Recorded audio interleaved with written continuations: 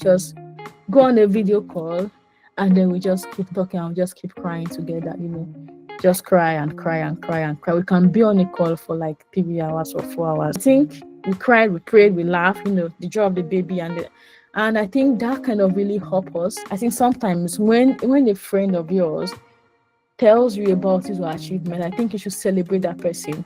Even if you have something to share at that moment, you might not necessarily need to share that at that moment, but it be that person's moment. Like, not make it about you, make it about that person. And maybe some other time you can, of course, share your own rights, because alone we can do so little, but together we can do so much.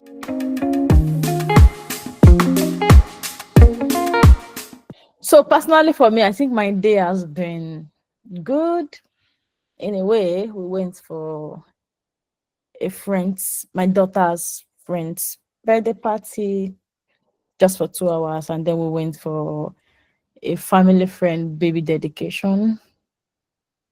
And yeah, I get to eat a lot of things. So I'm definitely going to pay for that tomorrow. Anyway, so I think that's my day, my week. Yeah, busy, busy, busy. So um we can't complain as an adult, right? We're all adults, so we can't complain. I'm sure sometimes, I used to tell people or my friends that when I was in the university, I'm sure it's happens to almost all of us, or if you're even still in the university, be like, oh, I can't wait to graduate, because I'm tired of all these courses, these lectures, reading books, and you can't wait to start making money. You don't want to be counting book, you want to count money. And that was you know, what I thought in my mind. But then when I graduated, NYC came. It's like, oh, I can't wait to finish this NYC. They just peanuts, peanuts, this and that. And maybe luckily for us, or luckily for you, or more luckily for me, get a job immediately after your NYC. And then you realize that is when reality starts, right? And the future you're really looking forward to is not like, yeah, and staring at your phone, and you're like, oh God, I think I would have loved to still remember to be in secondary school, where I don't get to think about anything and my parents feed me morning, afternoon, night. And I'm not worried about buying a car or buying a house, or, doing a lot of things. I just want to kind of keep my friends, and yeah, except that sometimes your parents would, spank you, or you don't get to eat what you love to eat, those kind of things. So I think life is always in phases, and one thing I've realized is every phase of your life, embrace it, enjoy it, because the next phase you're looking forward to, when you get there, you will realize that there's also like a challenge in that phase, and you feel like, oh no, I think I missed my previous phase, compared to the new phase. So I think there is no phases of life that doesn't have its own like challenge, or enjoyment, or things that you look forward to, or things that you would really love to not, have seen, to be very honest. So yeah, I think, it's I think life faces generally, it's just ups and ups. I don't want to be negative. I don't, yeah, but yeah, it's never 100%. There is always like a gray area. It's never zeros and ones. There's always like a gray area that we just have to navigate. And these gray areas are the reason why we need friendship. These gray areas are the reason why we need community. These gray areas are the reason why we need, people around you, family, good relationship, because it's not zeros and ones. Like I said, it's not like a computer program language that's always like 0 and 1. The way we said it's going to interpret your machine language, and it's zeros and one. There's always 0.01, 0.02 that no one has ever, or maybe that someone within your community, or or your relationship, has probably navigated before, or has someone that has been through that phases before. So if life were to be 0 and 1s, like, okay, if life it's all about 1 + 1 = 2, or if I subtract 1 from 0, it's going to give me 1, then I don't need friendship, I don't need communication. I don't need relationship, I don't need community, right? But because sometimes you press 1 + 1, and for Jamil, for instance, it might be 2, and for Olayiwola, it could be 25. And that is why friendship is important. That is why relationship is important, and community as well.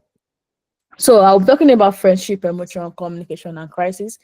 Don't really follow my slides. It's just English, Google Charts. I mean, Google, a lot of things. But I think it's just basically my style would just kind of direct my thoughts. But I would just really love to share, experiences with you, and I mean maybe examples of me or of someone that I know.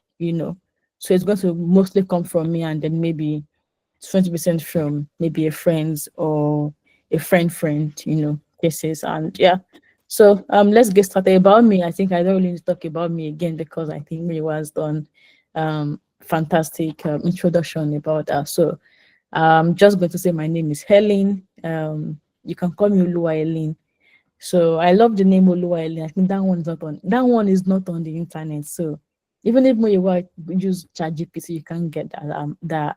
I love to be called Oluyemi. Maybe. But I actually know about that, anyways. Oh God.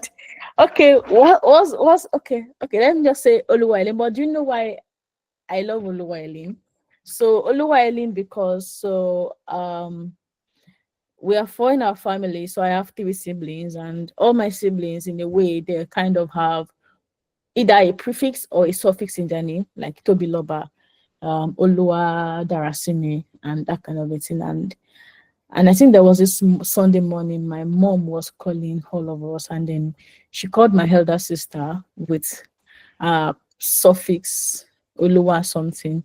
She called no, sorry, she called our youngest, so we're four, and then she called my younger brother, and then she called me and she said Helen. I was like, oh no, why would everyone has like Oluwa or this? And so please, can you just add Oluwa to my name? I said, I'm Abinu Oluwa Elin.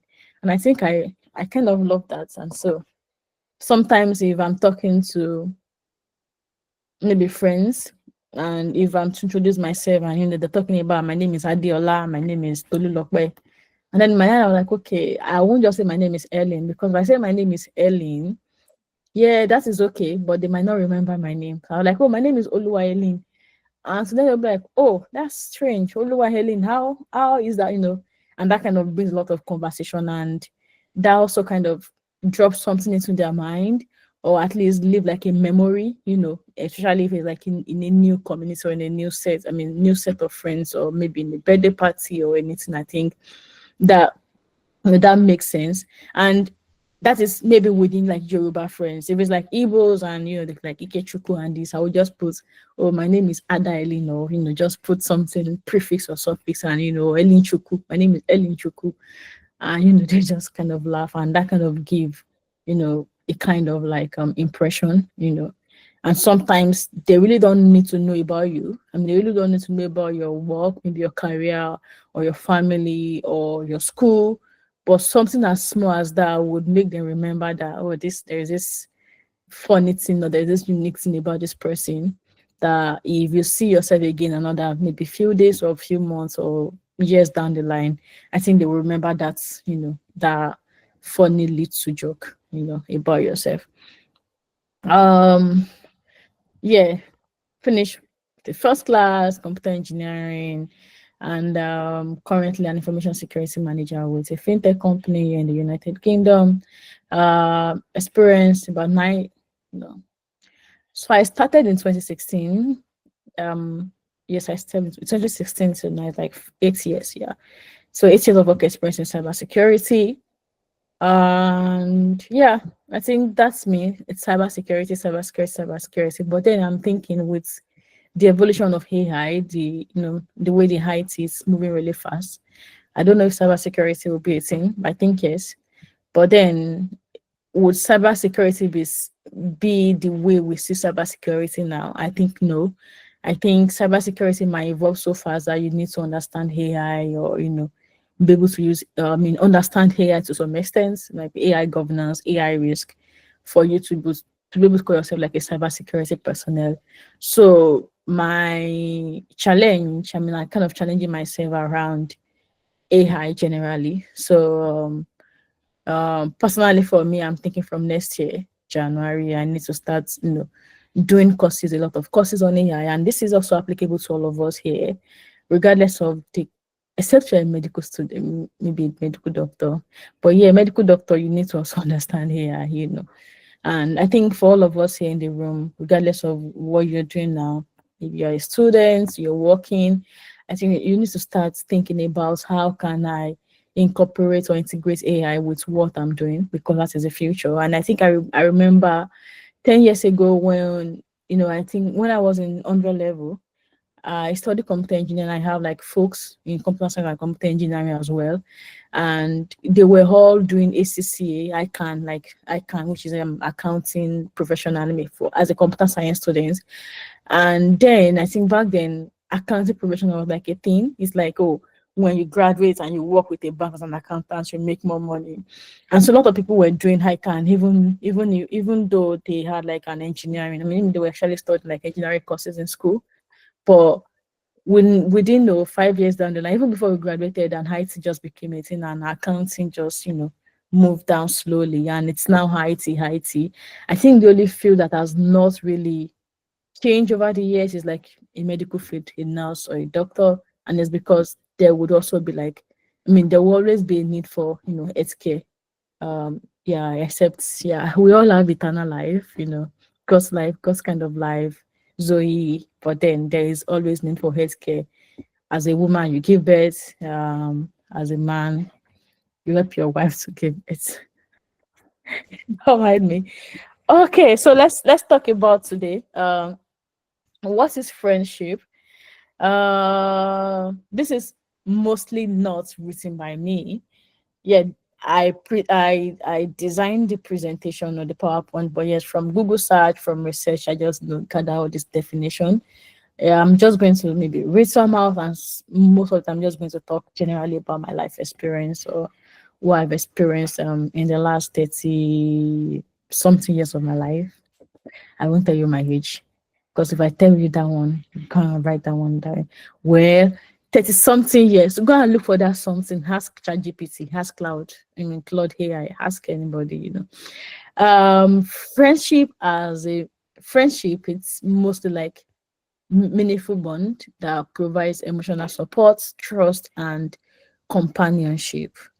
Um, Friendship is deep, right? Because sometimes we all talk about, oh, she's my friend. I think friendship is beyond, oh, I met Mr. A and Mr. A is my friend. No, it's beyond that. I know that I've, I mean, in the last 30 plus years of my life, um, I mean, every phases of life, you have like friends, and there are some friends that you can't even keep up with. Or, in fact, I can't remember the names of. I mean, I can't even remember some of my friends really. And that, I mean, back to your primary school level, got some friends, primary school level, then secondary school. I'm sure most of us, you can't even remember the name of your friends in primary school level. Okay, me, I can't remember most of my friends in primary school, maybe one or two. And even if I see them today, I'm not sure I'll even be able to recognize their face.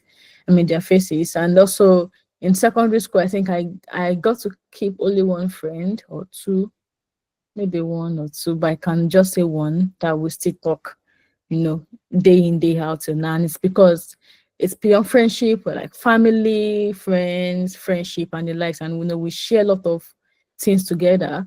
And that my friend happened to, yeah, I don't want to say that. It's kind of yeah. So we kind of shared a lot of things together, like meaningful bond. I remember when she was sick, I think back then in SS2, and we are about to write our exam, and she fell sick so much that I wasn't feeling good because she was in the hospital. I mean, she got admitted and she needed like, blood drip and the likes. And I remember going to one mountain. There's a mountain not so far from our house, and I was just praying and fasting that God please heal her, heal her, heal her. And yeah, she got back, I mean, good health. And that's I mean, that was back then. I was like 13 or 14 years old, imagine. And the fact that I think our friendship then was all about funny thing, don't mind me. In secondary school, I wasn't like a serious student. I remember we are smart, we are brilliant, but at the same time we are lazy. We rather prefer to use our time to watch Peter and Friends or watch Papa Ajasco then. And so if it's maybe 1 week to the exam and then or maybe a test or an exam, what we do, we actually three, myself, my friend and my other friend. My other friend, she that my friend is also a Mole. So let me say Mole and she. So what we do is because we are brilliant, and so for instance, if we have like 50 pages of books to read for the exam, so what I'm going to do is I'm going to read from page 1 to page 17, and then she's going to read from page 18 to 30 something, and then she will read from 30 something to 50. And so that way we know that we don't need to stress ourselves. We don't need to read the whole 1 to 50, you know. And because we mostly sit side to side, and there is always a way, because I mean 1 to 70 would not take me more than maybe 2 hours, 3 hours to cram it. Not really reading to understand, like to cram it. And so if it's like a day to the exam at night, you will see me maybe wake up very early, like 3 a.m. and then read. And I'm okay with that one, page 1 to 70. And I trust that Emoli and Sheyi will also do the same. And during the test, when we look at the test, oh, number one, Mola, you read it. And she'll be like, okay. And immediately, and she will start calling it. And then as she's saying it, maybe I'm the one in the middle, as she's saying, friendship was a meaningful bond. I'm also saying it and I'm transferring it to Shay. And so that's where we've been doing since SS1, you know. And then we get good scores, A's, B's, you know, good grade in secondary school until during our work, I mean, which is a senior, the SSC exam. And SSC exam this time, it's no, we can't sit beside each other because it's general exam, like from science to commercial and then to arts. And so it's mostly based on our surname. And Sheyi's surname is AD, Ade something. And Imola is Akin, AK, and I am FA. So that means they arrange us AD, you know, that kind of a thing. And so we all knew that, of course, we can't use the same method to study for this SSC. But remember, from SS1, let me say in SS1, I covered 3% of the syllabus, SS2 the same thing, and now SS3 they will test your knowledge SS1 to SS3, right? And so we tried. I mean, I remember me and Imola like, okay, what we can do is like let's buy coffee, you know, and then try to take coffee. And that first night we took coffee, we couldn't sleep and we could not read. I was having headache, she was having headache, and we were having like an exam the following day. And then we could not sleep until like 5 a.m. when we both slept off, and we were just awake, we could not read and anything. 5 a.m. we both woke up and we slept off 5 a.m. and our exam is like 9 a.m. and then we woke up like 7:30 or 8 a.m. and we were so tired, we looked so rough. So we just asked, you can just quickly cook something. My mom was away, I think, yeah, for one sure or something.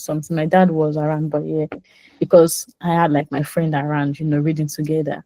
And I knew that my WAEC is just, yeah, I failed the WAEC. We all failed. And it was like a public school, to be very honest, we all failed. And I think my only distance, okay, because naturally I love calculations. I had C4 in mathematics. I had like C5 in further mathematics. Physics, I had like maybe B3.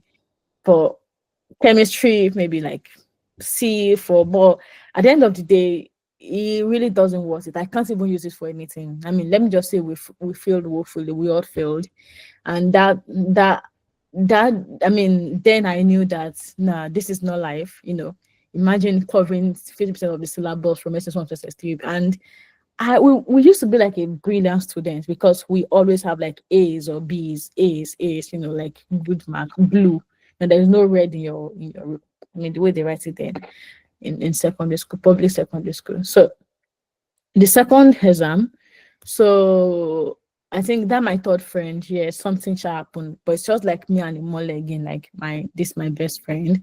So we eventually re-enrolled to another school.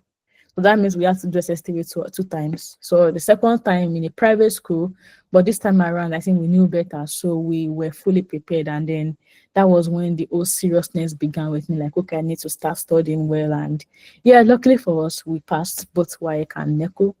And at the point of admission, we were planning to go to Akumba, like, oh, still friends, we are friends. But somehow, she got admission, and somehow I didn't get admission.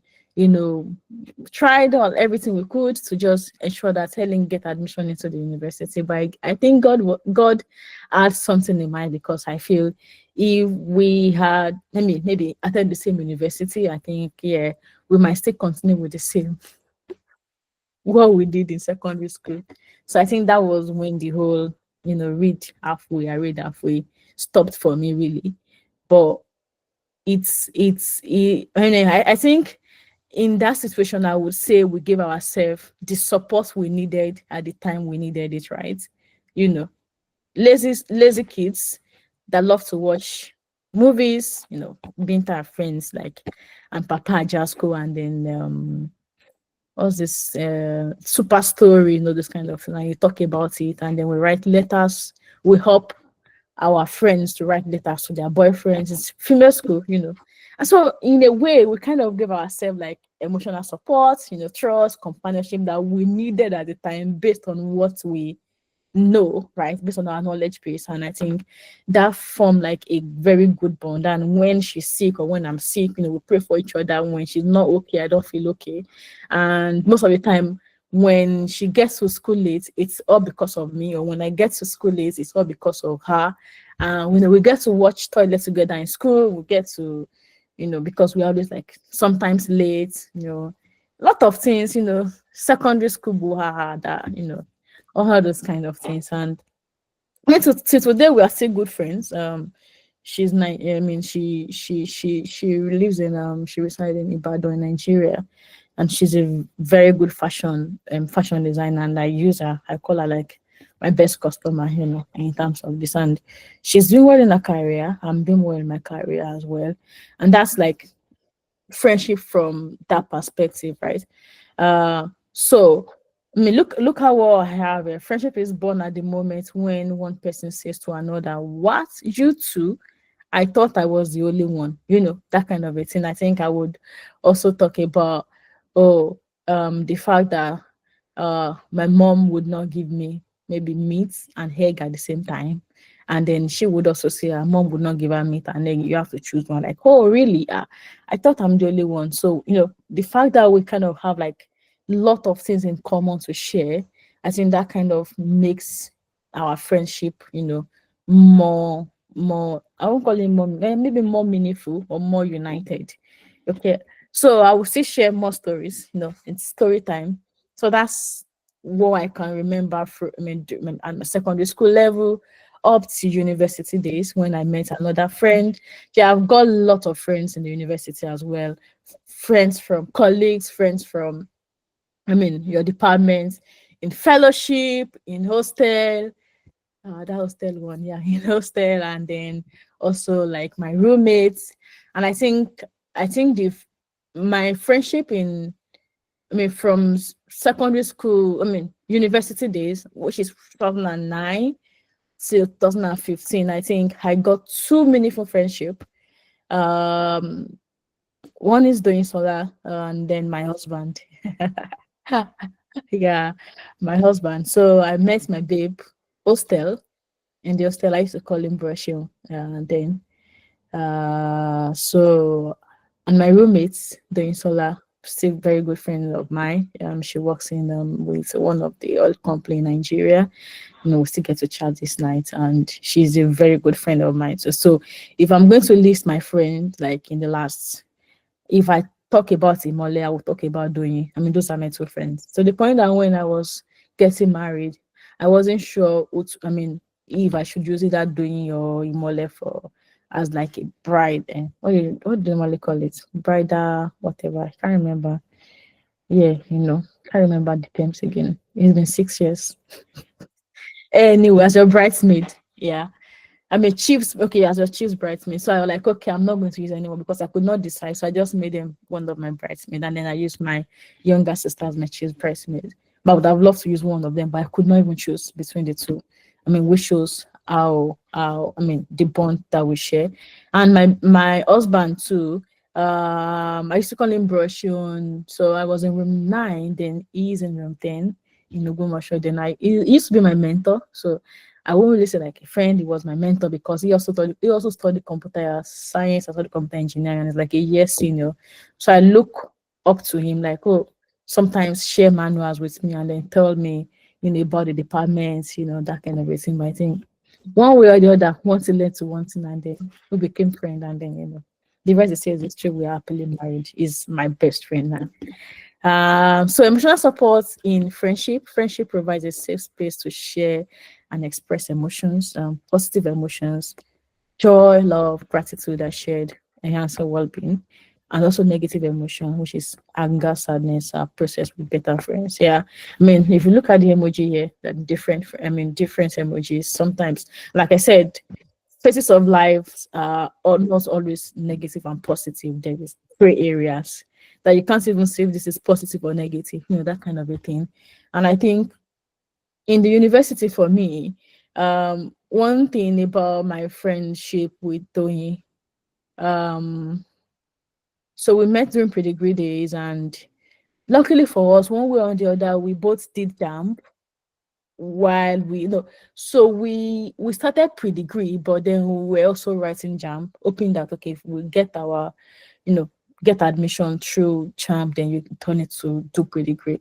So we both said that we're not going to pay for the pre-degree school fee, so we only paid for the acceptance fee, 15k then.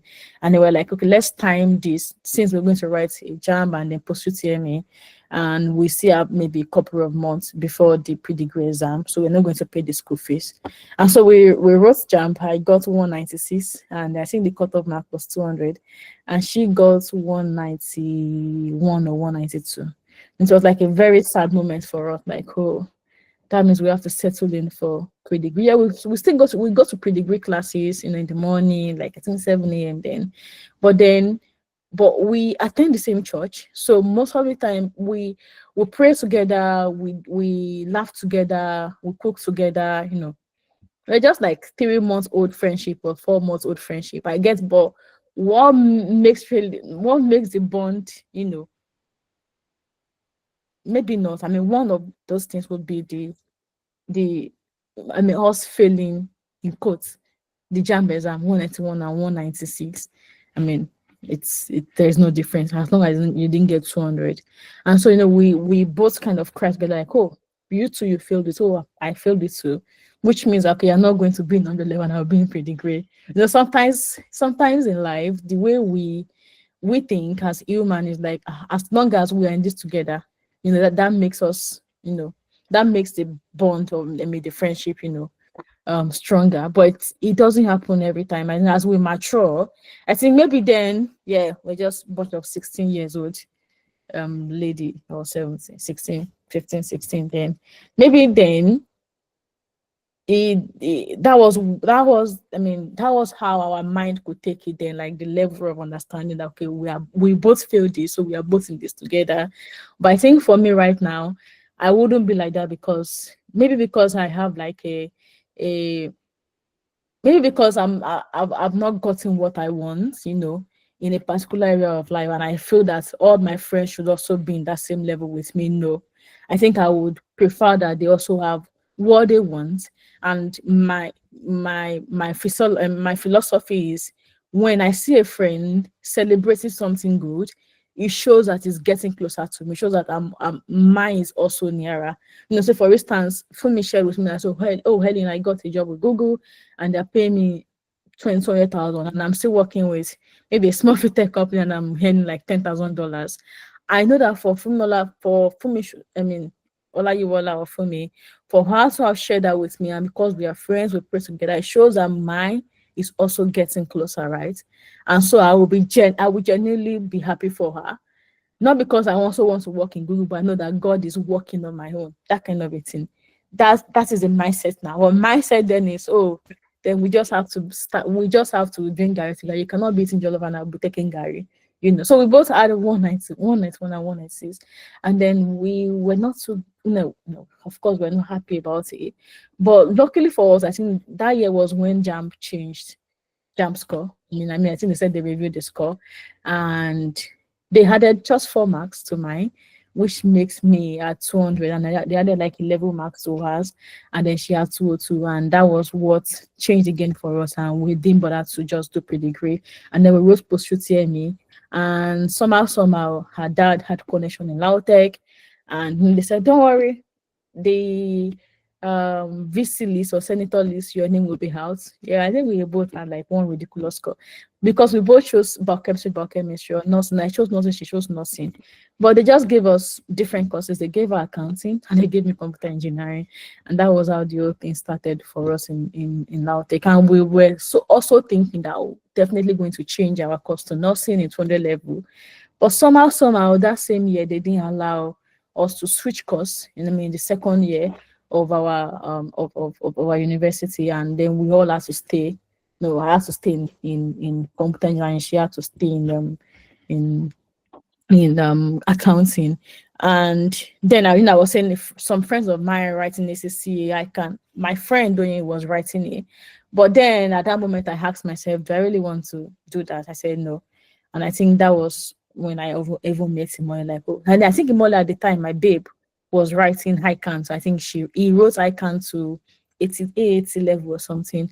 But I asked him, oh, why are you writing this? You're in computer science. And I think he loved it. But then he advised me to just rather, if I don't want to do the ICANN, rather I should just go do computer training. And I think that was when my whole computer training around web security, web development like Java, HTML, networking, SQL, whatever started, just writing code, networking, database outside school. So whenever the school is out of session, I just write a lot of do a lot of training, I write a lot of exam, and that is how my flair for IT began really. So that's and Doyin was writing like, and sometimes I think there was a time that Doyin was trying to pass a particular course, and I think she wrote a course like 3 times during a ICANN. The high, not her first degree, the ICANN one. And when she failed the course, it shows that we are all not going to be happy in the room because she's not happy. We cry together, and then hoping that she's going to pass the second time, and maybe the second time she failed again, but the third time when she passed, we all rejoiced together. So that means we shared a lot of emotions, both positive and negative together. And I think for me, negative emotion in school that we share together, maybe can't remember any anyway, but yeah, I can't really remember, not until when I failed 2 years ago. Yeah, I always don't feel like that except in my secondary school. So, but yeah, maybe financial support. So she's more financial buoyant than me, and then she supports me a lot. I remember there was a time I could not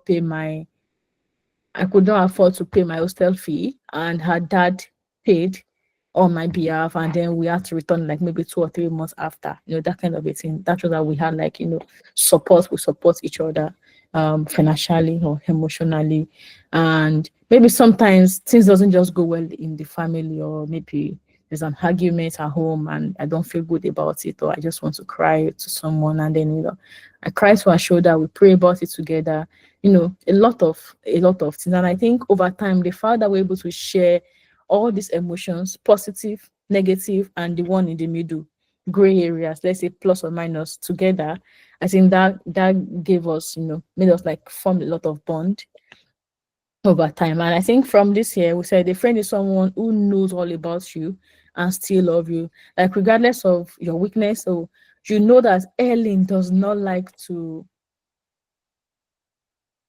I don't know how to put it. I love to cook. Yeah, maybe I don't like to cook.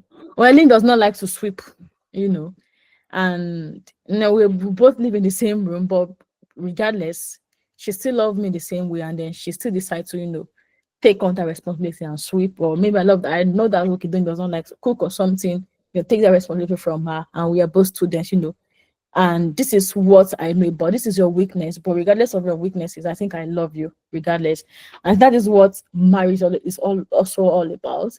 I'd say for me and my babe, it's not that we have everything, defined. It's not that I'm not 100% clean, and he also is not like 100%, but we kind of understand each other's weaknesses and we embrace it. Or maybe not embracing, we embrace it and then also maybe help one another work towards that weaknesses. Or sometimes maybe I'm kind of person that I'm always like moody or emotional, that kind of those kind of a thing. Maybe he understands that, okay, whenever Helen is just moody in the house, maybe something might, she might have something in mind, and then he can actually ask me, and then I share with him. And I think that kind of build bonds over the year, and we are still building bond. I mean, we are still bonding together, and we're still getting to know each other because we still have, of course, 100 years more, to be together, in good health, in in God's love, yeah, in wealth and everything. So let's talk about community as a support. Community. Oh, I have 12 more minutes. Don't worry. I think I love to share story. Community is a larger network where people support each other and share values, provides a sense of belonging and security, and enhances individual and collective resilience. I think I would just say this around my career. Yes. So um now I think I'm done with the phrases of. I think marriage would always, come in each of the example, but I think that's like, let's take away my university days. Let me now go to career. I mean school. I mean, what happened after school? So in 2016, I started my job. I started a job as a security engineer with an high-speed provider company. And as a security engineer, I think it was just myself and a lady, and others were guys. And you can imagine, working in a team of, in a male-dominated environment, and sometimes it's, yeah, and that my lady is also another friend, Hayomide. She's a very good friend of mine, and I think that job gave us. Then we had like an accommodation in Lekki. When I started the job, like they gave us accommodation in Lekki, and then we're roommates or flats. Yeah, roommates. Then yeah, we're roommates in Lekki in 2016 to up to 2018, and then I guess we sometimes I mean, because we live like in this in the work environment. So it's like a data center that has like, should I call it hostels or flats within. So it's like 1 minute walk. We are literally living in data center, but you have like, buildings around the data center. And so sometimes we run 24/7, monitoring. And then maybe I'm on night today, you're on night tomorrow. And so sometimes when I am days on nights, I join her, even if I'm not on night shift, I join her, and then we talk together, put legs on the table, do a lot of this together, and then that kind of form like a lot of, support for us. And for that we're just the only female in the department, we try to do, to go extra mile, because sometimes there is this notion that male colleagues do better than female colleagues, and sometimes even our manager sometimes would love to give the technical work to the male guys, and then just makes us write documentation or do the non-technical one, or maybe like, or makes us receive call, take call support from banks, because we provide services to internet services to bank, and then a co-location where we kind of help bank like a data center, that where you kind of help bank collate. I mean, how do I put it? You keep banks resources for them, or that you host it for them, right? So there's always like, an issue with bank to support, and then we are always on the call support side and also documentation side and report writing side. But when it comes to going to data center using the KVM and logging into router, share, creating firewall rules, we mostly sit behind the bench, and then we just look at the guys doing it. And I think it's just like the community we have then.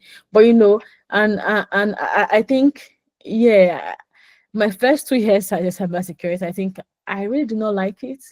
Yes, Ayomide and myself were able to each other, but we really don't have people that we can actually talk to outside our community, because cybersecurity then wasn't like a thing, And however, when I joined, I think I joined a consulting firm. I think what made me left that consulting firm is because my project partner is a guy, and we're supposed to like a VAPT, we call it vulnerability assessment and applicational testing. And this guy would just make me write policies and procedures.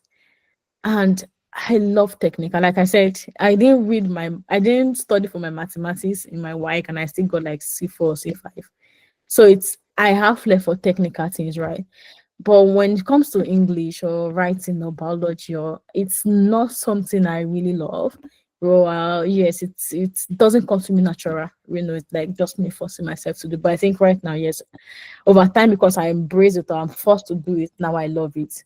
But back then in my first year of my career, it wasn't like a thing. I just want to get my hands on it. I want to use the black screen, wear the black hats, do a lot of things. But this guy would not allow me to do this. He would just say, oh, no, you don't have CEH, which is a certified ethical hacker certification. And if you don't have the certification, you can't do penetration testing. Like you can't. So penetration testing, I don't want to be cybersecurity. Pen testing is mostly trying to hack into people's application and try to see that like a loophole, or there is a control that is not in place that they need to, put in place, like an hacker. Let me put it that way. Hacker, just be like an intruder in somebody's network or application. And so this guy said, oh, I do this at night and I'm just there writing documentation. I try to complain to project management department, but they said, oh, that is, we can't change you. And I just felt tired. And after 4 months, I resigned. Not that I resigned, I got another job. Yes, I actually applied for another job. I was looking for a new job because I really did not enjoy what I was doing as a consultant, because I was mostly writing documentation and I didn't get the support I needed. And at that point, I'm not sure I really had like a community, like cybersecurity community really. And then, I guess when I face back, I get to see guys a lot, and yeah, there is limit to something you can tell a guy, because trying to talk to a guy to show me the technical work, and they still see you as this lady that just needs to do the soft work and not do the technical work. And so I changed the job. I got a new offer, and I joined Fidelity Bank as a threat and vulnerability manager. And I think luckily for me, what changed my life then was because I had a female manager. Sorry for guys, I'm not saying guys are bad. I mean, my baby's a guy, and he helped me throughout my academic and career journey and live with him now. But I'm just saying at that point in time in my life, I had like a female manager, and I was only my female manager, myself, and other guys. But I don't just know, this woman just kind of took interest in me and made my career a very smooth one. It gave me that challenge that I wanted. Technical, not technical, managerial. She pushed me a lot and made me like a better version of me. And I think that's the support I needed at the time. And over time, I kind of got like that courage to speak within, community of guys or ladies or guys. Mommy. Hello, baby. Oh, sorry about that. So, and and I think she gave me the courage I needed, because I see the way she manages men in banks, men from other departments, men from different, within the department, from different departments in the banks. And I knew that okay, I can actually also be someone. I can do the same as this woman. And she gave me that courage, the encouragement I needed at the time. And that kind of gave me like a lot of support morally and emotionally. And I also understand that okay, I should not even be scared of talking to male, because then cybersecurity is like a male denominated community. And yeah, I reached out to guys on LinkedIn that I never met before. And then I was trying to write an exam, like, reach out to guys on LinkedIn, because if I try to reach out to a female, I can't really identify a female that has done that exam or in cybersecurity at the time. I reached out to a guy, he works with Stanbic IBTC Bank. And then I think he gave me this material on CSIM then. And I didn't know him from here. I mean, I've never met him till date. I don't even know it. And he gave me material, that's community support. And I used the material to pass an exam. And ever since then, I think I wasn't scared. And over time, we my departments in Fidelity Bank were just like maybe 7 of us at the time when I started, and then we expanded like 40 or 50. And I only had like 2 females that joined me. I were a bunch of guys. Even within my unit, I was only female, and then I had 4 guys.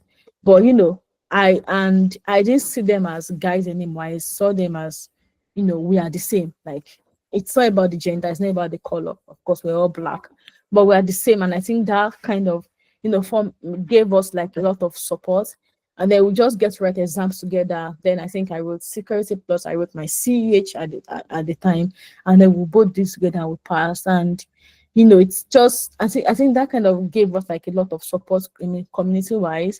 And then maybe if there's like a challenge that I'm trying to work on, I'm trying to resolve an incident or try to kind of hunt for a particular threat, and I'm facing a particular, I can talk to them. And I think overall that really helped us. And beyond my department, LinkedIn was like a bigger network for me that I used. And then over time, people create like WhatsApp group of Niger Sec Force, ISC2, and this and that. And that helped me grow, you know, at a large in my career. So I think community is actually really important, regardless of sex. Maybe for me, I mean, for you, maybe if you're a female and you think that, okay, I don't want to start with male community, you can actually look out for female community within your specialization, and then from there you can actually expand. And if you're someone like me that doesn't, maybe you work like in a male-dominated environment, I think you should see your male colleague as equal as you, right? There is nothing different. And I think that really helped me because um between 2016 and 2020, when I worked in Nigeria as a cybersecurity person, I think I'm grateful for my manager, my female manager, that made me see that men and women, we are equal. I mean, we are the same department, we're equal. I think that changed my orientation, like regardless of your skin color or your sex or your culture or cultural differences, we are the same. And I can leverage that community to get what I want and then to grow in my career. So like I think this thing kind of falls back into where we kind of share our emotion and collective goals. Community can amplify positive emotions through celebration and solidarity. LinkedIn nowadays, when you do something and you post it, I mean, I remember when we were posted this event, I mean, a lot of people reshared it. I saw it on Fumilola's post, I mean, on WhatsApp, a lot of comments. That is all having like, people celebrating you, or trying to encourage what you do, and that's the power of community. LinkedIn is like a community tool as well. And challenges are crises that can bring people together, creating a empathy and collective strength.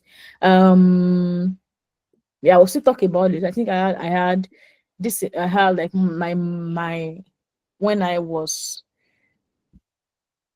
pregnant. I mean, and then luckily for me, two of my friends got pregnant at the same time, and we shared a lot of, oh, doctor is saying this is wrong, no, and like I said, imagine, because doctor said this is wrong with me, I'm not expecting doctor to say that is wrong with my two other friends, right? But I'm happy to share with them, and that's like maturity over time. And then they kind of share that emotion together with me, and then maybe pray about it, or this is positive about this person, or no, we kind of share the same thing together. We create like empathy, and then we have like collective strengths. And I remember when we wanted to give birth, I mean, no one planned to give birth via CS, like cesarean session. And my first friend gave birth cesarean session, but like, last thing is a baby is here. No, I celebrated her. And when it was my turn, I thought, okay, it's not be CS. But luckily for me, yeah, luckily, fortunately, it was CS2. I gave birth to CS. And my third friend gave birth the second day. So we all gave birth first, fourth, and fifth, of the same month. And we all had CS, and we didn't plan that. So the challenge of even CS the first 3 weeks, I remember sometimes and it was during COVID time, we couldn't even bring any of our parents over. They also couldn't bring them. So we all live in the UK, but different cities, and they couldn't bring their parents over as well. I remember we just go on a video call, and then we just keep talking and we just keep crying together, just cry and cry and cry and cry. We can be on a call for like 3 hours or 4 hours, just doing a lot of things. I'm feeding my baby, she's feeding her baby. Oh, the baby's not getting enough milk. my milk is not flowing, this and that. Oh, the pain is there, this and that. And we cried and cried and cried. But I think we cried, we prayed, we laughed, the joy of the baby, and I think that kind of really helped us. Being our first child, being your first child in a new country where there are no families or maybe few friends, and it's COVID. I remember second day my husband caught COVID, and so that kind of limited how he could actually interact with the baby. But like, you had no choice. This is me and you and the baby, so you have to just carry the baby with COVID. Like, trusting God that I didn't get COVID and my baby wouldn't also get COVID. But we can't send him away, right? He's in there to take care of us. So a lot. The first week was tough, but because of this shared emotions and collective goal, the collective goal is we need to take care of the baby. We need to survive, and but there are emotions in between. But and I think this actually helped me. And maybe help my two other friends as well, right? During the first 3 weeks of our postpartum, when we had our baby. So truth is we cannot live only for ourselves, right? And it doesn't fibers connect us with our fellow men. I think that's like the LinkedIn one. Imagine if Miwa posted this and no one reshared or like it. That wouldn't even make sense. Nobody would know about it. Even you would even know about it. Or maybe you even saw it on his WhatsApp and you didn't even respond, or you didn't even apply to or maybe register to this session today. That means this would not even have held in the first place. And friendship in times of crisis. I think crisis would be, let me just say an example of that, my maternity leave time when we had like a lot of things. And then friends are offer a source of comfort, distraction, and guidance. Like I said, 4 hours on video call, just talking about random things, crying, laugh, eat, And we do that for like 3 weeks before we, got that. Got the hang of that. And what examples can I even share? In terms of crisis, I think I remember myself and my hobby.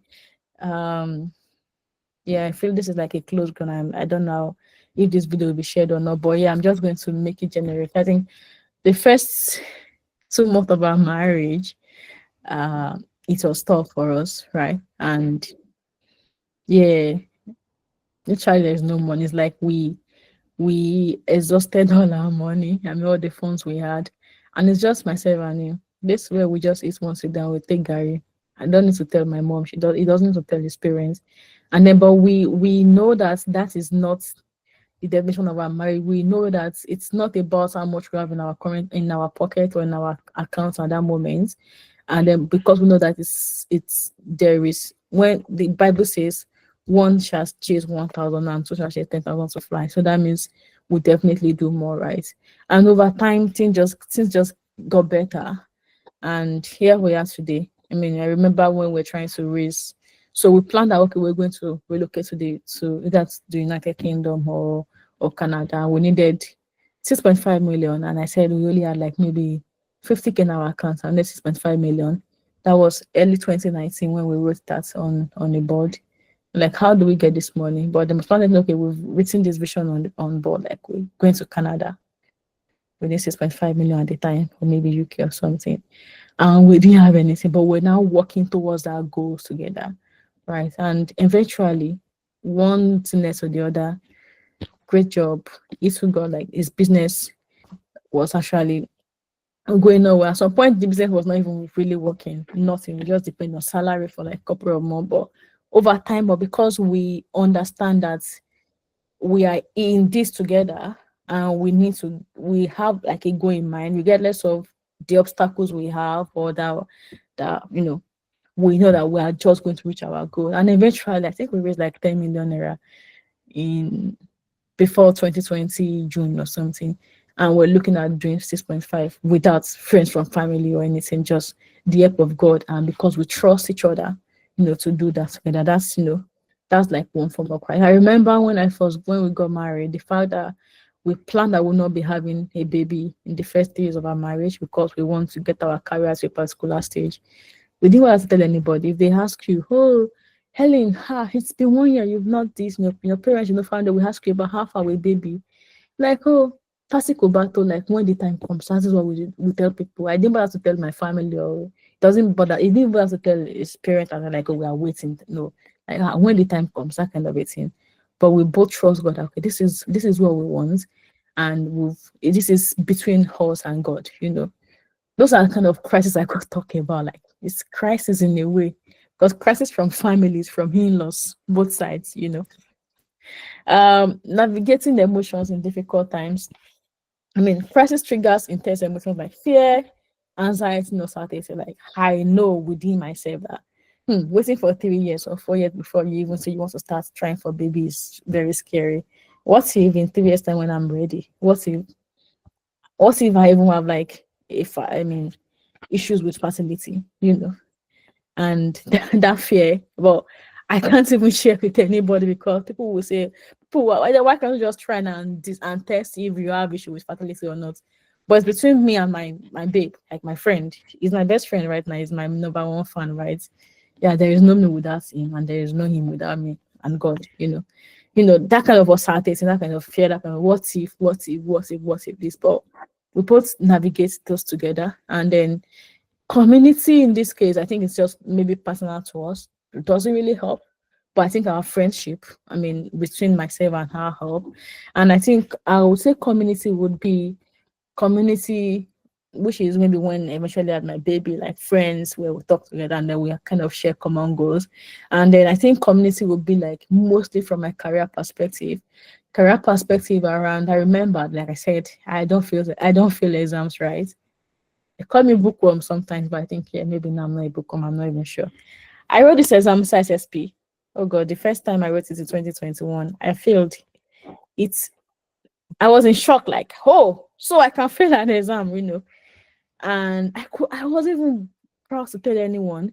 And I remember that CSS that I was actually practicing with two other guys, one in Canada and one in Germany, and they both passed. And I was the one that actually even mentored them, like teach them a lot of things, and they passed, and I failed. But they knew I was going to write an exam, so I told them I failed it. The second time, then I next to not depend on them and say, "Okay, come and give me gist about this exam." They helped me. I failed again the second time. Oh my God. That was actually really, really like a very tough, and it's a very expensive exam. And then the third time, I realized that maybe I needed someone that also wants to write an exam. And a friend of mine, a female friend in Canada, was also planning to write. I said, okay, let's do this together, and then we both study together. I made her know that I failed twice. So, and it's her first time. I thought that she shouldn't want that she will pass it once. And we read together, we did a lot of things, and eventually I passed, and she passed. And that's like a power of community. Like we shared. No, I shared my experience with her from my first and second exam, and then maybe she shared experience from her supervisor, materials and everything, and we're able to kind of achieve the same goal. So that's one an example. Another example, I think I've broadly I've spent and I'm almost done, don't worry. Strengthening bond and resilience. I think uh, importance of nurturing friendship and building community connection before crisis. This is actually really important. I think you should not only build relationship during crisis, right? I think be a good person generally, right? I know that sometimes it's difficult for you to get like a good friend. I think I've not said example of bad friends. Yes, I have friends that are not really friends. I call them acquaintances. Like I know that okay, we are just friends because there is something we are both gaining from each other, but not because we are not friends because okay, we are friends because there's something we are gaining from each other. But I know that if I face a particular challenge, this person might run away, or I might run away. Those are the acquaintances, that kind of a thing. But I think if you don't need to have plenty friends, to be very honest. Like I said, from my primary school days to secondary school, I only had one friend, and secondary to university, I only had one friend, and now my husband. I'm like, okay, I have three friends, but I have other friends in my network, like cybersecurity network and the likes. And even right now, this motherhood, now I have another new set of friends in this motherhood life, right? That I even for those three friends I told you about, and that we give birth together, but in my community right now, and we're both cybersecurity women, and we encourage each other. And I think they want to write an exam, but because of my experience of exam, they know that they can also do it. And this year again, I also write CCSP. And one of my friends failed CCSP, but she said, oh, she's going to write it because I wrote it and I passed, that kind of a thing. And the fact that I started driving, yeah, I said I'm driving like last year, and I got my full driving license. And my other friend, now, okay, since Helen, for instance, I've gotten this, I think they also can do it, even if they have like a baby or a toddler. and they're working towards it as well, that kind of a thing. It's kind of just give us like bonds and resilience. So tip for strengthening bonds: active listening, empathy, and showing up for each other. Yeah, it's really important. So sometimes if your friend share, maybe a friend of yours is sharing like, something that is really, really painful, or something that really means a lot to that person, I think you should listen rather than saying. I think one thing personally that I don't like about some friendship is like, if I tell you my achievement and you are quickly jump up and say, me too, I do this. I think sometimes when a friend of yours tells you about his or achievement, I think you should celebrate that person. Even if you have something to share at that moment, you might not necessarily need to share that at that moment, but let it be that person's moment. Like somebody said, "Oh, I got a job," and you just pass an exam. Just keep quiet about your own, because that person was willing to share. Like maybe she got a job, or maybe something good or bad. Just share, just listen and celebrate that person, or show empathy at that moment, and try to not make it about you, make it about that person. And maybe some other time you can, of course, share your own, right? And then show up for each other. Maybe somebody needed, maybe boyfriend and girlfriend, and the relationship got broken, and like, oh, relationship in 2 years, and the person kept crying. Just show up and show emotions. Yeah, it's very important. Empathy, listening, and then show up for each other. And I think this is the last slide: embracing the power of friendship and community. I think one thing I would say, one challenge to us is like, reach out to your friends and participate in community activities, and then you support each other. I think I do that a lot. Community activities, I do that a lot. I do mentorship and provide mentorship to young minds who wants to transition into cybersecurity, IT, but cybersecurity, which is my own field of specialization. And it's not that it's convenient or comfortable, to be very honest. I mean, even what we are doing right now with Muyiwa, I remember Muyiwa has reached out to me saying like September 30, and I've always been like one word answer, but I knew that, okay, I'm committed to this thing and I'm going to show up, right? And it was just this morning that we actually really had to talk about the whole, session. And I think, yeah, I should do well in that one. But yeah, because I was going through some phase of life between the October 30 until maybe November, like up to yesterday evening, I could not really give myself like, pay attention to what he was saying, but I was just like listening and just keeping in like check, keeping it in check. But this morning we had a call, and then we had like a good conversation around it. So which is like one key thing that is really important. And the fact that I did not, meanwhile we send like long text, I would just give like maybe one word answer to one answer. It isn't because of that give up and say, oh, this lady is not serious, right? But it kept coming back. That's embracing the power of that friendship. Like, okay, I'm not going to give up on Helen. I'm still just going to keep following up. It kept following up. I know that maybe some people will be like, see, look at this girl. What does she even think?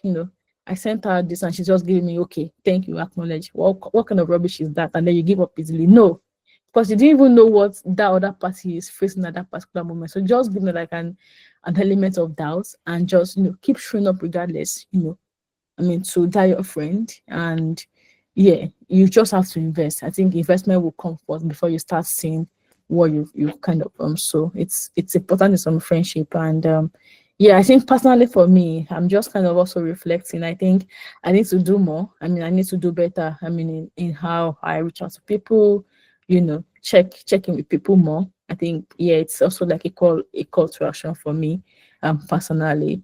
Yeah, supporting each other is very important. Emotionally, it doesn't have to be financially alone.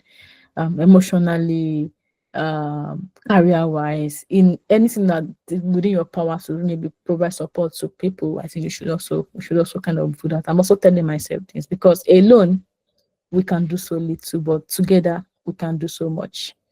Yeah, yeah, we can do so much together. My CISSP, yeah. Until I actively engage someone, then I pass. This CSP too, I actively engage the guy that passed CISSP in 2020.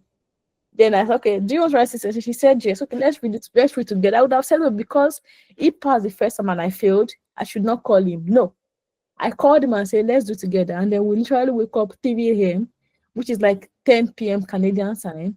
And I studied till like 6 a.m. and he studied like 1 a.m. And it's like very tough in the month of October, waking up, sleeping like 11 p.m., waking up 3 a.m. Sometimes I read from 10 p.m. to 2 a.m. and then it will be like a 3 p.m. Saturday for him. Then he's going to skip like Saturday activities, and But at the end of the day, we both passed and everybody moved on. So, and that really kind of pushed me to read. On a normal day, I wouldn't have even woken up 3 a.m. every day or 2 a.m. every day reading. It's like, who is chasing me? That kind of a thing. But same for him too, because he had like a very busy day and he's still not going to sleep at like 2 a.m. But because we are in this together, we were able to kind of push it. Sometimes he's going to call me, I won't pick the call, like, what's wrong with this guy? I'll just, and then they will call again, like, apology, so sorry I didn't show up yesterday. And he understand, then, we kind of help each other to grow, and that really kind of make us a better us. And we still do that. I mean, at every point, maybe it's not Gideon today, it could be another person tomorrow. But whoever, I mean, sometimes if you think you want to achieve something, if you want to do it alone, it might be difficult. You might not even have the the motivation to do it, right? But when you kind of found like a community or maybe a friend or someone that also want to achieve the same goal, I think that will also push you to achieving that as well. So I think that's all from me. Any questions? Wonderful. I mean, this is amazing to be honest. Thank you so much. Oh, we have some questions. Yeah. Thank you so much for this one. I mean, this is super amazing. Even for me, I put down like a lot of things I think I need to work on to be better personally. And yeah, this is exceptional. All right. For any comment, I think I can give it to the person. Aluko.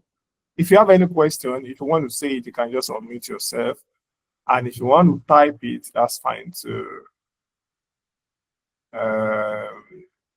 So while we wait, I think I have a question from someone.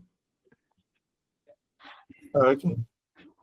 So I think I have a question. So, and the question says, how do we ensure healthy friendship when people disagree? Okay, so how do you ensure healthy friendship when people disagree? Yeah, kind of disagree, like really disagree. Yeah, I think, to be very honest, personally for me, I'll be the stupid person in that discussion, because I know that I want to keep this relationship, I want to keep this friendship. Sometimes if we are both aggressive, or we both have the same notion, or I'm trying to prove that I'm better than you, or I can speak more than you, or I'm brilliant than you, then I think that would not really work. But I think I will act like the stupid one in this situation. Maybe not in every situation, right? Maybe some you have like, so maybe like I have a friend with, okay, I'm a friend with Muiwa, for instance, and every time when we try to agree, but because I really value our relationship, and then in terms of during arguments, I think I would just most likely keep my own emotions and then just let him win at that point of argument, right? But that doesn't mean that I would not still come back later, maybe 2 days after, to just softly tell him my own opinion. But at that moment when it's still really hot, when I'm still trying to enforce my own opinion on him, I think that might actually cause a lot of disagreement between the two of us.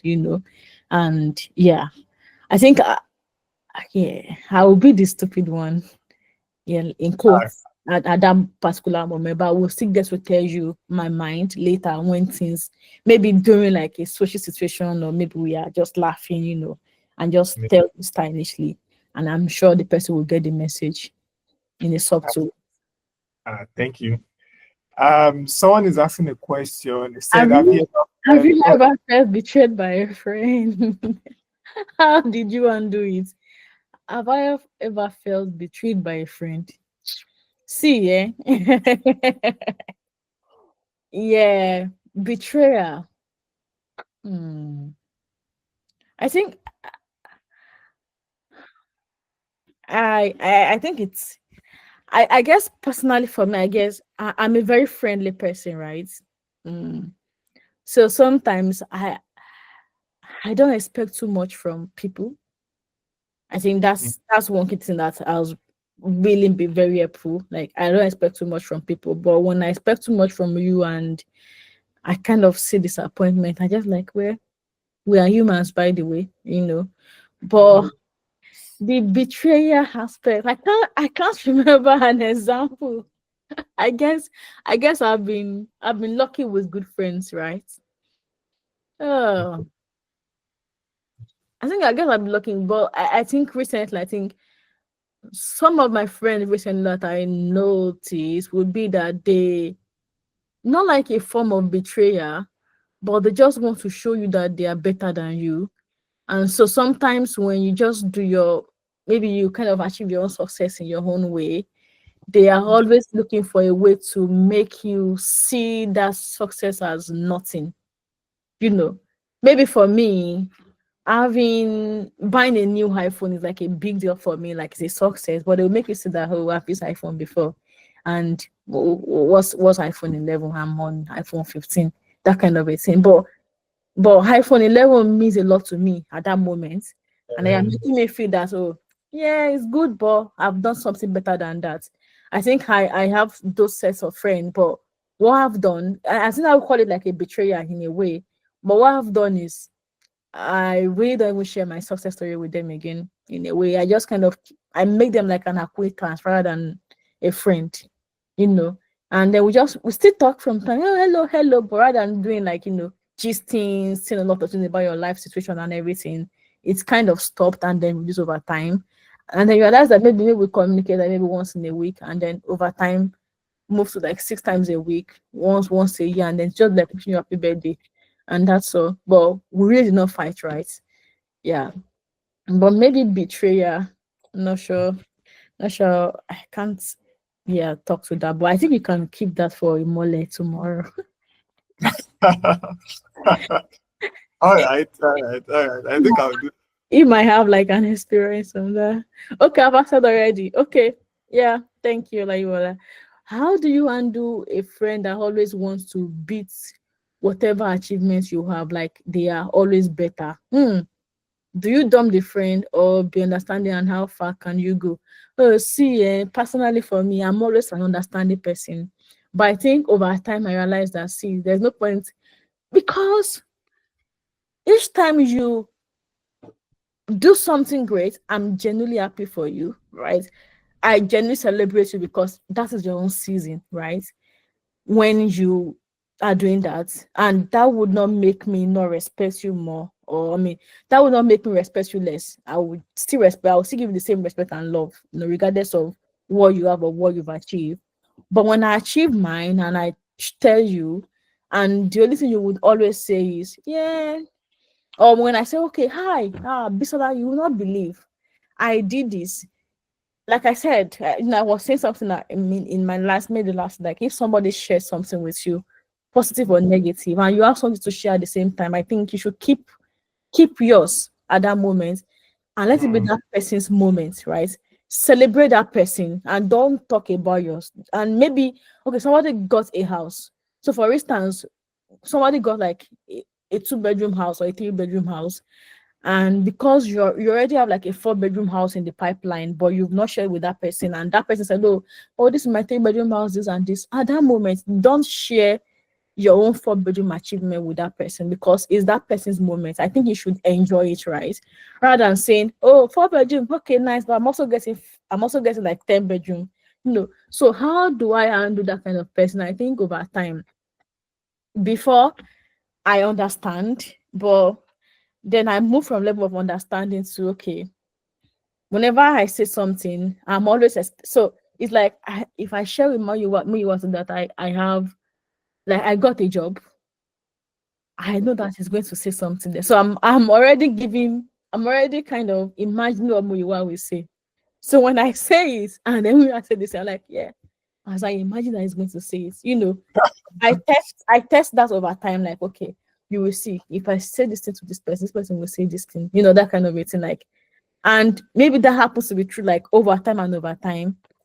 I just stop sharing, and I think that kind of reduces our communication. And we are still friends, but at the same time, we are not friends. Friends, maybe happy birthday, friends, oh, good morning, maybe once in 3 months or once in 4 months. But I think you gradually moved away from that. You can't, how far can you go in your understanding with them? You can't go far. You can't go very far. You go far to some extent, but over time you'll be tired of sharing it with them, to be very honest. Because you'll be like, are this person genuinely happy for you, or do they have like a bad mind towards it? You just let it go. There's no point sharing. I mean, you ask yourself, if I share with them, what will I gain? If I don't share with them, what will I gain? Okay, at least there is nothing.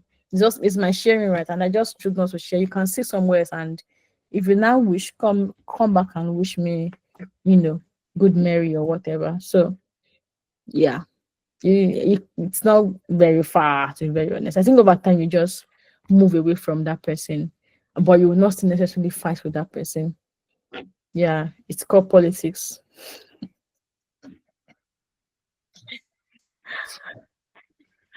Yeah.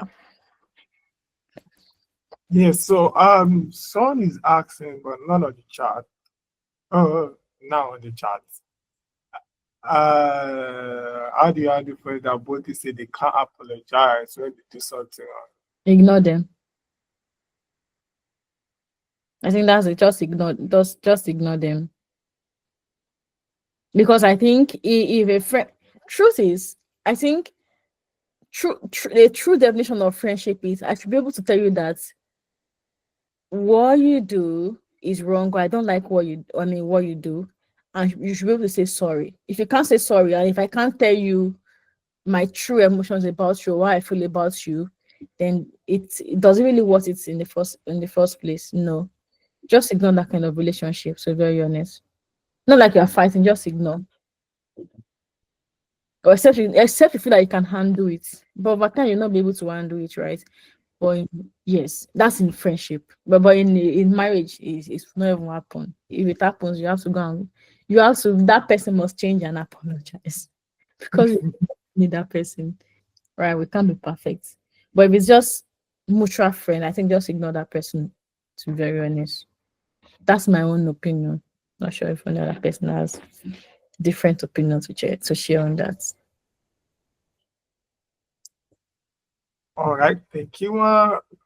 So you talk about the aspect of collective goal. So what happened in an instance where you have a friend that you are trying to push to be better, but some way in their own cloud where they are wired, it seems they don't want to move off the cloud. Like so you don't know if it is their wiring or if they are the one that decide to be lazy. So in that instance, what do you do? And then you've tried so many things to help the person. Okay, You so move forward in your life. no. I think you would not just leave and move forward with your life. So I think an example will be presently, like, so I've got three friends where we all have toddlers of the same age, and we're all in cybersecurity together. So one is planning to write a CISSP, other is planning to write CISA, and I was planning to. So they told me about, oh, Helen, because I wrote my CISSP exam in April. I said, oh, they're writing CISA and CSSP. I mean, each of them. And oh, how have you been reading? I'm like, oh, that's good. Like, oh, I wake up 3 a.m. So they said, oh, they can't wake up 3 a.m. I said, the truth is, it's not easy to wake up 3 a.m. I wake up 3 a.m. because I have a friend in Canada who wakes me up, and then because we read together, right? So, but what I do in that case is like, okay, if you cannot wake up 3 a.m., what if you're able to read between 9 to 10 p.m., just 1 hour? And they'll be like, I think that is better. So rather than doing, so I said, okay, I'm writing an exam in October. Can you write your exam? I said, "Okay, October, okay, so let's set the time. Why don't you write your exam in December? Since you're just reading 1 hour in a day."